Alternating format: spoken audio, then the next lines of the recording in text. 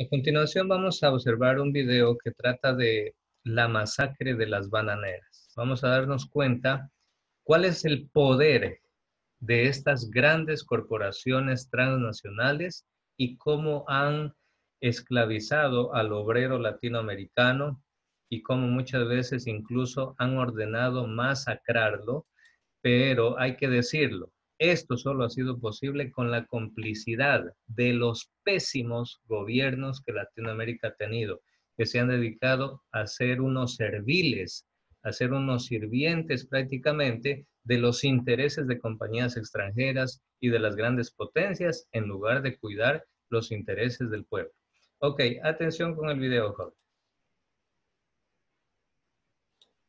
La masacre de las bananeras 1928. En los años 20 el comercio nacional comenzaba a abrirse de una manera sin precedentes al mercado internacional. La exportación de bananos se había iniciado con la entrada del siglo y ya para los años 20 la industria bananera representaba cerca del 6% de la totalidad de las exportaciones del país. El corredor bananero fue monopolizado por una compañía extranjera que llegó a Colombia desde finales del siglo XIX, la United Fruit Company. ¿Saben qué año ocurrió la masacre de las bananeras? No. Corchada completa. 1928. La noche del 5 al 6 de diciembre de 1928 pasó a la historia colombiana como una de las noches más trágicas que se han vivido en nuestra tierra. La influencia de la United Fruit Company no se limitaba únicamente al tema de producción bananera, pues el fondo fue la relación entre Estados Unidos y el gobierno nacional, fundamental para que el conflicto violento se desarrollara en esta zona del país. Ojo con estas cosas, jóvenes, muy atentos. Cuando existe esta clase de injusticia social y cuando los gobiernos solamente favorecen a empresas extranjeras, en muchos países ha sucedido que el pueblo, los campesinos, se arman, cogen rifles, revólveres, granadas, bombas, dinamita, lo que sea en sus manos, y se lanzan a atacar al Estado, al gobierno. Y ahí es donde nacen los grupos guerrilleros, que termina prácticamente en una guerra sin fin.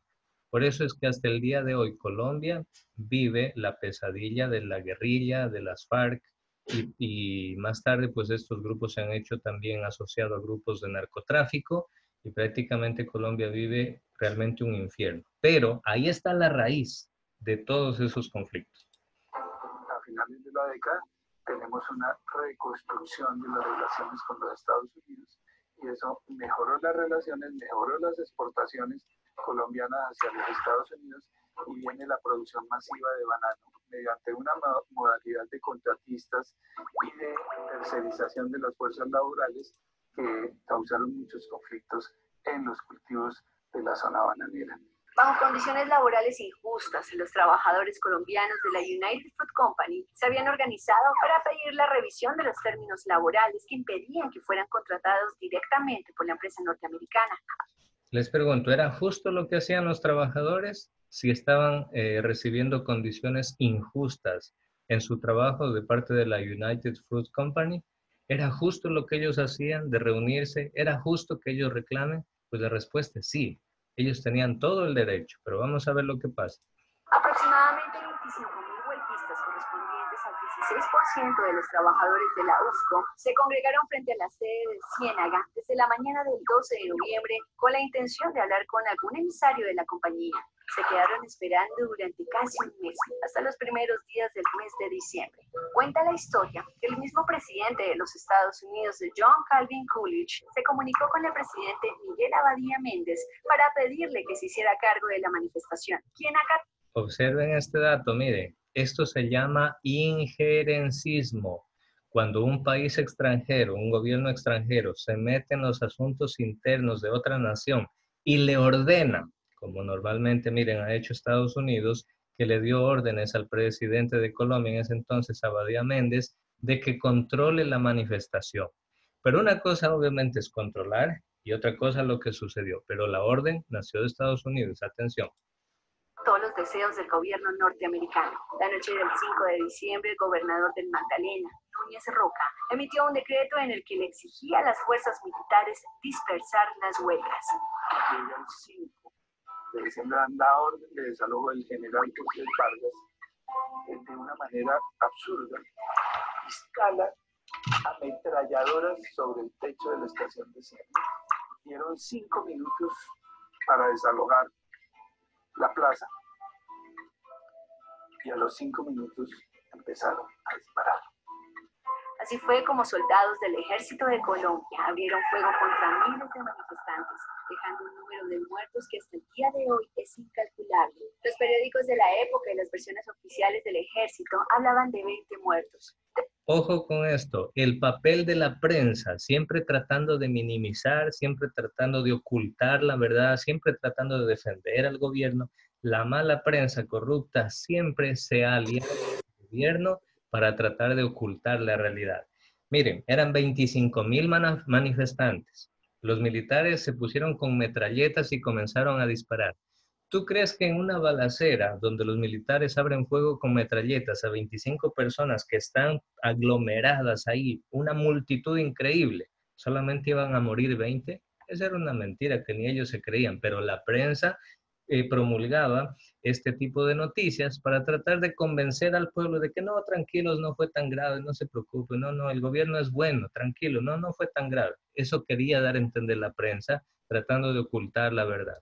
Después, la cifra se incrementó a 200 y tiempo de... ¿Qué diferencia de 20 a 200? Después, las cifras de los testimonios de los sobrevivientes rondaban los 1.000 huelguistas asesinados. Miren la diferencia. Se especula que son 1.500. Otros, la prensa, dice que son 100 muertos. Y las noticias de Bogotá dicen que son 9 o 10 muertos. Se crea toda una confusión, se oculta la verdad a la población y empieza la leyenda de la masacre de las bananeras. La huelga de las bananeras es considerada un caso emblemático del movimiento obrero en el país. Álvaro Cepeda Zamudio escribió la novela La Casa Grande, inspirado en la masacre, así como el dramaturgo Carlos José Reyes con Soldados y Jairo Aníbal Niño con El Sol Subterráneo. La novela 100 años de soledad trata el episodio de la masacre con una cifra de 30.000 muertos, que aunque producto de la ficción por mucho tiempo ha sido la cifra más oficial de la que se tenga conocimiento, dada la pobre memoria histórica oficial que se tiene del suceso. La United Fruit Company se estableció como única exportadora de la región y monopolizaba el uso del ferrocarril para el transporte del banano hasta los puertos. No sé si lo más importante son fechas, pero de todas maneras hay procesos que son muy importantes entender y yo valoro y aprecio cualquier proceso de enseñanza y de cultura. Listo, aquí dejamos el video. Creo que esto nos ha dado una visión bastante clara y cercana del poder que tienen estas empresas que son apoyadas por los grandes imperios. Y lamentable y triste decirlo y reconocerlo, jóvenes, pero los tristes y pésimos gobiernos que hemos tenido en Latinoamérica, en lugar de defender al pueblo latinoamericano de empresas como la United Fruit Company, que fue una empresa monopolizadora, que se llevó las grandes riquezas de nuestras tierras a Estados Unidos, porque es una empresa de Estados Unidos, y a nuestros trabajadores les dejó pobreza, les dejó miseria, enfermedad, saqueó nuestras tierras, explotó a los trabajadores y se fue. Y nuestros gobiernos, bien gracias, nunca defendieron al trabajador, sino que defendieron a la empresa privada. Triste, pero cierto. Entonces, jóvenes, a pesar de todo esto, hubieron algunos pequeños brotes, digamos así, donde algunos movimientos trataron de hacer reformas agrarias, algunos gobiernos liberales. Aquí en el Ecuador, el gobierno de Eloy Alfaro, por ejemplo, fue uno de los que se caracterizó por confiscar las tierras al clero. ¿Quién es el clero? Pues es la jerarquía, la cúpula de la Iglesia Católica, los sacerdotes que están en el rango más alto. Pues resulta que tenían grandes cantidades de tierra, y no me refiero a un solar o dos, me refiero a haciendas de cientos de hectáreas. Pero resulta que esas haciendas pues estaban sin producir, mientras campesinos no tenían ni dónde construir una casa.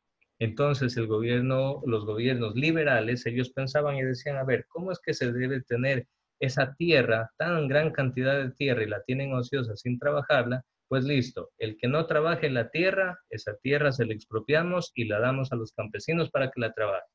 Entonces ahí nació esta frase de que la tierra es para el que la trabaja, ¿sí?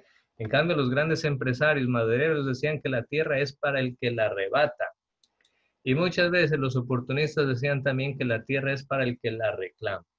Pues bueno, con las reformas agrarias realmente se cumplió lo primero, de que la tierra era para el que la trabajaba.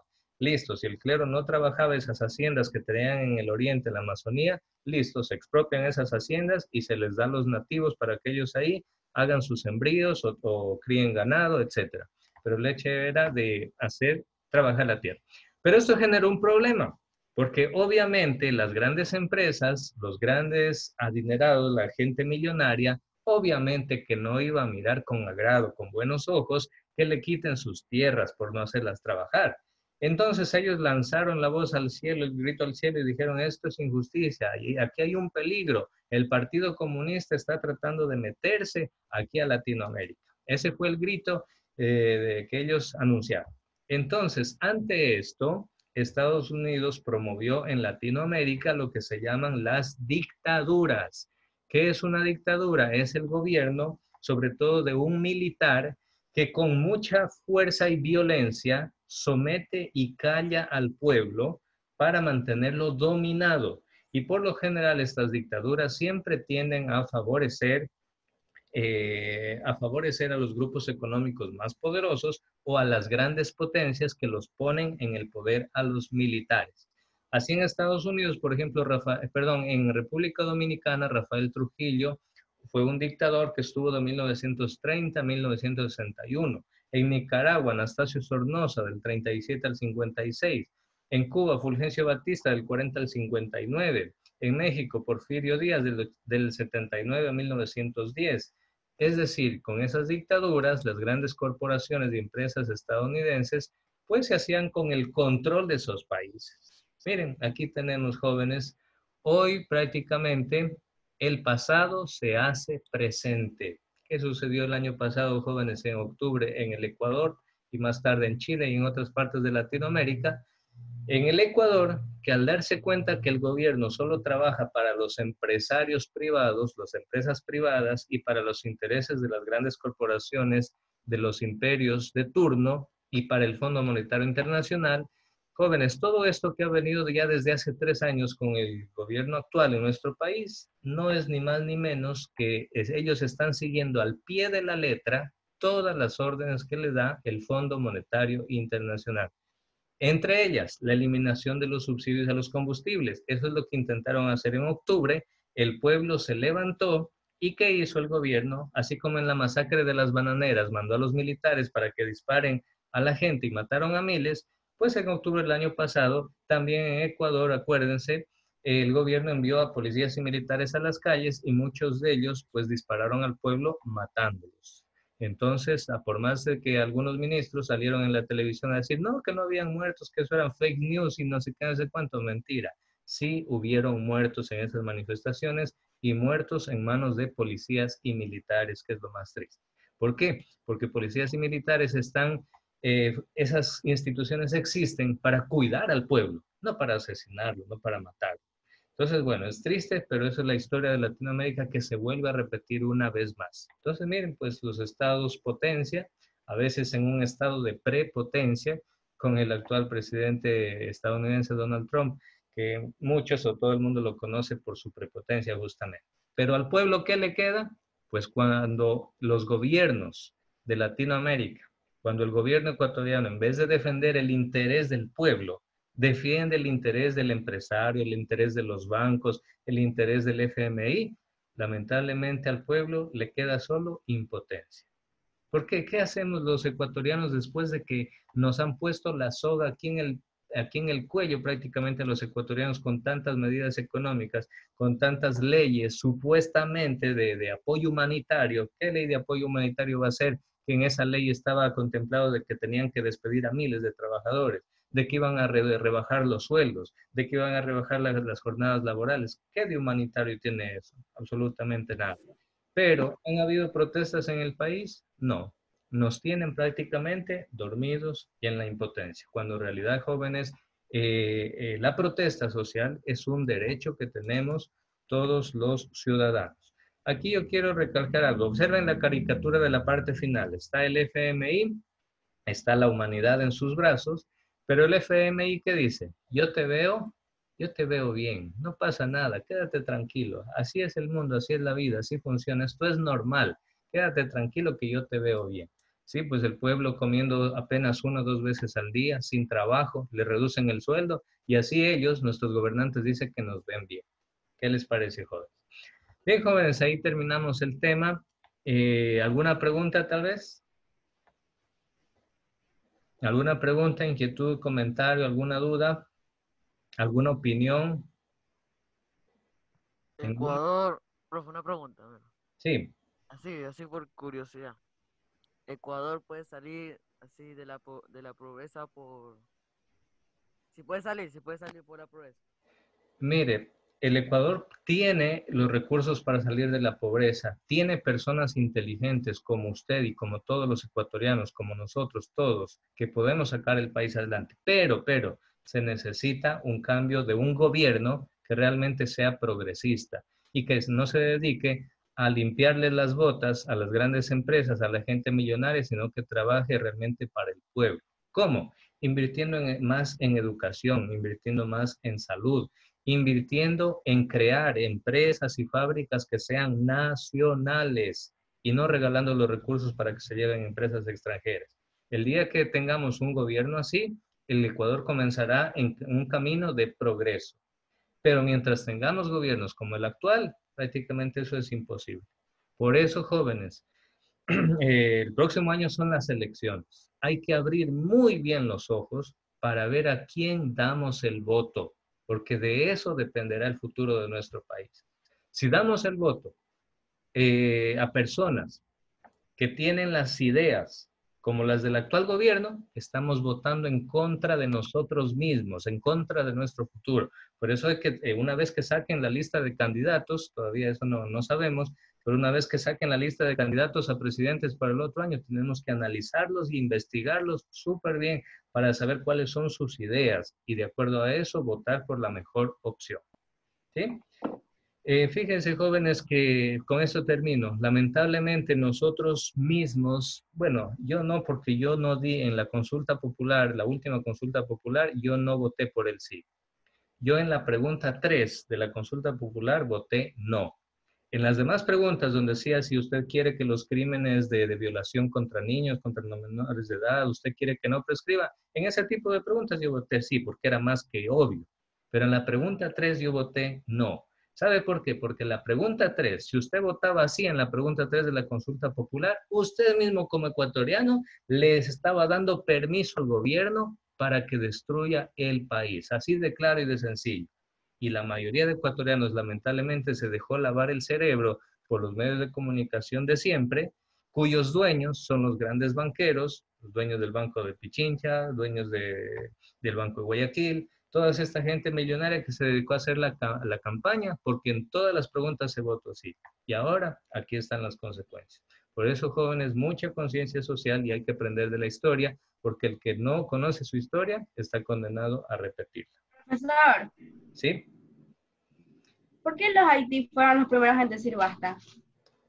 Allá, Haití, resulta que era la colonia más rica de Francia, pero el nivel de esclavitud y de violencia que sufrían la población afro-haitiana era extremadamente grande. Eso hizo que en ellos nazca el deseo de rebelarse, la ira, porque ya no aguantaban más esclavitud.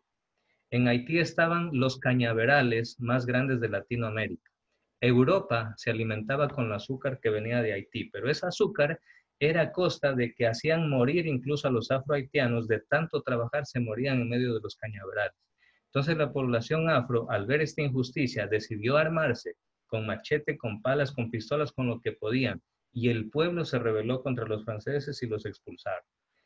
Pero lamentablemente, el día de hoy Haití es el país más pobre de Latinoamérica, porque después de eso llegaron gobiernos de pésima, de última categoría a gobernar al pueblo haitiano. Por eso es que hoy día, peor después del terremoto que Haití sufrió hace algunos años atrás, quedó devastado hasta el día de hoy. Entonces, bueno, gran parte de culpa en esto tienen los malos políticos. Muy bien, eso Valentina, jóvenes, muchas gracias a todos. Ahí terminamos esta clase.